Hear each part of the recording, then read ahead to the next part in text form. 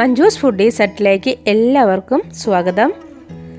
ഇന്ന് കാണിക്കാൻ പോകുന്നത് വളരെ സിമ്പിളായിട്ടുള്ള എന്നാൽ നല്ല ടേസ്റ്റി ആയിട്ടുള്ള ഒരു പുഡിംഗ് റെസിപ്പിയാണ്.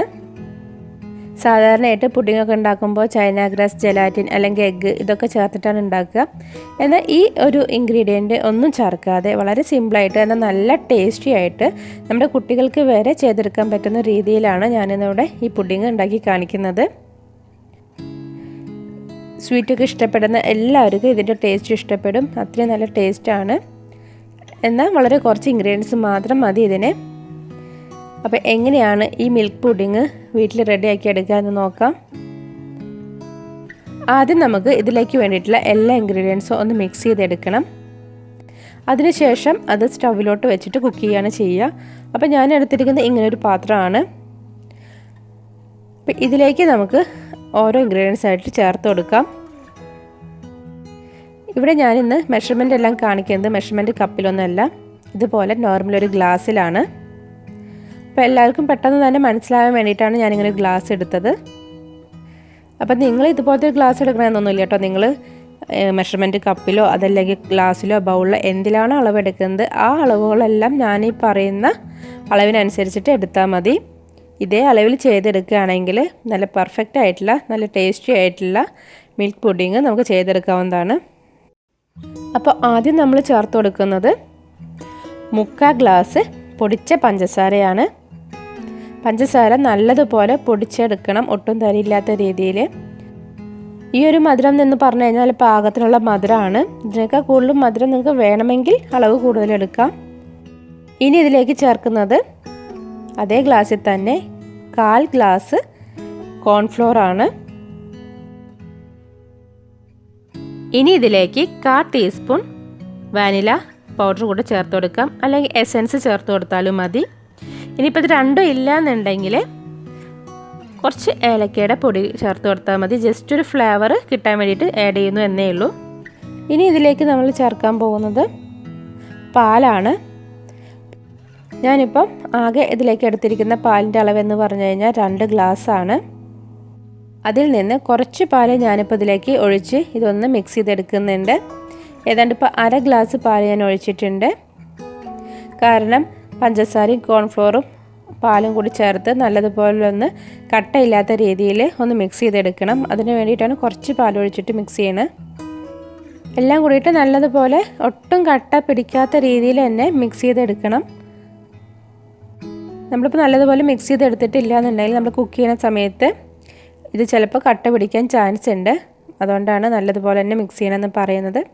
ഇപ്പോൾ നന്നായിട്ട് മിക്സ് ചെയ്തെടുത്തിട്ടുണ്ട്. ഒട്ടും ഇതിൽ കട്ടയൊന്നും കെട്ടിയിട്ടില്ല. ഇനി ബാക്കി പാലും കൂടി ഇതിലേക്ക് ചേർത്ത് കൊടുക്കാം. ഇതിപ്പോൾ തിളപ്പിക്കാത്ത പാലാണ് കേട്ടോ എടുത്തിരിക്കുന്നത്. ഇനി ഇതിലേക്ക് ചേർത്ത് കൊടുക്കുന്ന ഒരു ഇൻഗ്രീഡിയൻസ് എന്ന് പറഞ്ഞു കഴിഞ്ഞാൽ നെയ്യാണ്. 1 ടീസ്പൂൺ നെയ്യ് ഇതിലേക്ക് ചേർത്ത് കൊടുക്കുന്നുണ്ട്. ഇത് ഓപ്ഷനിലാണ്. ചേർത്ത് കൊടുക്കുകയാണെങ്കിൽ കുറച്ചും കൂടി ഗ്ലേസിംഗ് ഒക്കെ ഉണ്ടായിരിക്കും. നെയ്യ് നമ്മളിപ്പോൾ ഇതിലേക്ക് ചേർത്ത് കൊടുക്കുമ്പോൾ ഇങ്ങനെ കട്ട പിടിച്ച് കെടുക്കും, അത് കുഴപ്പമില്ല. നമ്മൾ തിളപ്പിച്ചെടുക്കുന്ന സമയത്ത് നെയ്യൊക്കെ നല്ലതുപോലെ മെൽറ്റായി വരും. ഇപ്പോൾ പുഡിങ് ഉണ്ടാക്കാൻ വേണ്ടിയിട്ടുള്ള എല്ലാ ഇൻഗ്രീഡിയൻസും നമ്മളിവിടെ മിക്സ് ചെയ്തെടുത്തിട്ടുണ്ട്. ഇനി ഇത് സ്റ്റൗവിലോട്ട് വെച്ചിട്ട് നമുക്ക് കുക്ക് ചെയ്തെടുക്കണം. ഇപ്പോൾ ഇത് സ്റ്റൗവിലോട്ട് വെച്ചിട്ടുണ്ട്. ലോ ഫ്ലെയിമിലിട്ടിട്ട് തന്നെ ഇത് നല്ലതുപോലെ കുറുക്കിയെടുക്കുകയാണ് വേണ്ടത്. പെട്ടെന്ന് ആവാൻ വേണ്ടിയിട്ട് തീ കൂട്ടി വയ്ക്കൊന്നും ചെയ്യരുത്. അങ്ങനെ ആയാൽ ഇത് പെട്ടെന്ന് തന്നെ കുറുകി വരും ചെയ്യും. എന്നാൽ കോൺഫ്ലോർ ഒന്നും നല്ലതുപോലെ വെന്ത് ഇതിൽ മിക്സായി വരില്ല. അപ്പോൾ നമുക്ക് കഴിക്കുന്ന സമയത്ത് ആ കോൺഫ്ലോറിൻ്റെ ഒരു ചുവ ഫീൽ ചെയ്യും. അപ്പോൾ അങ്ങനെ ഉണ്ടാവാതിരിക്കാൻ വേണ്ടിയിട്ട് ലോ ഫ്ലെയിമിൽ ഇട്ടിട്ട് തന്നെ ഇത് നല്ലതുപോലെ കുറുക്കിയെടുക്കണം. ഏതാണ്ട് ഒരു 5 to 6 മിനിറ്റിനുള്ളിൽ തന്നെ നല്ലതുപോലെ ഇത് കുറുകി വരും. മാക്സിമം നമ്മൾ കൈ വിടാതെ തന്നെ ഇത് കുറുക്കിയെടുക്കുക.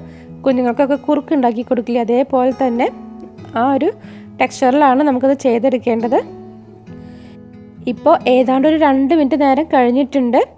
ചെറുതായിട്ട് അടിയിലൊക്കെ ഇങ്ങനെ ഒരു ചെറിയ കട്ടി നമുക്ക് ഫീൽ ചെയ്യും ഇളക്കി കൊടുക്കുന്ന സമയത്ത്.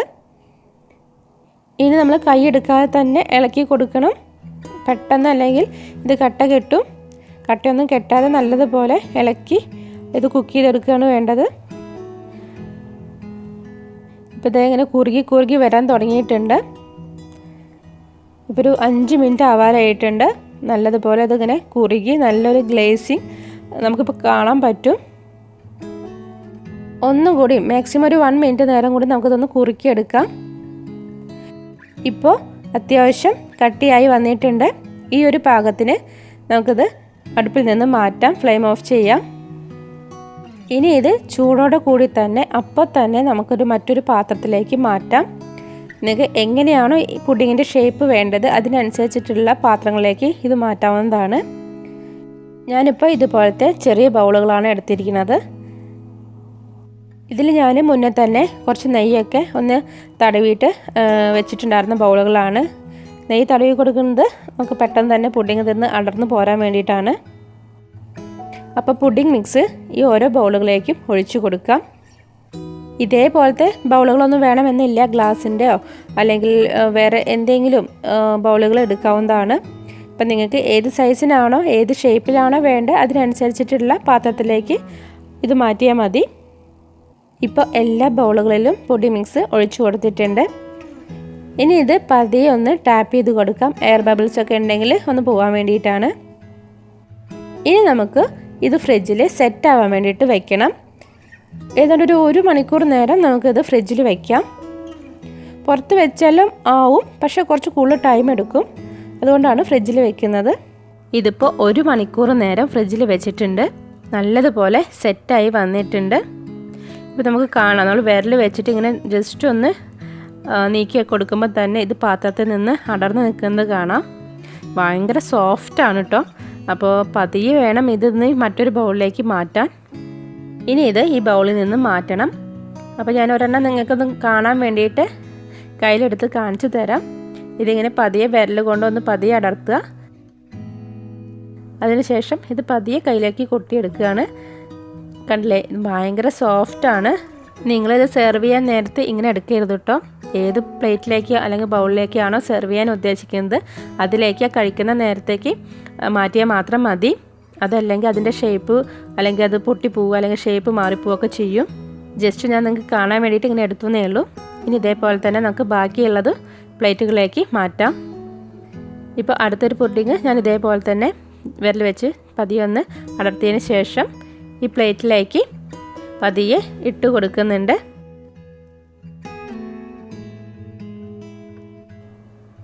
വളരെ പതിയെ ഇനി ബൗള് നമുക്കിതിൽ നിന്ന് മാറ്റാം. ഇപ്പോൾ കണ്ടില്ലേ, നമ്മുടെ പുഡിങ് ഇവിടെ കറക്റ്റായിട്ട് തന്നെ ബൗളിൽ നിന്ന് അടർന്നു വന്നിട്ടുണ്ട്.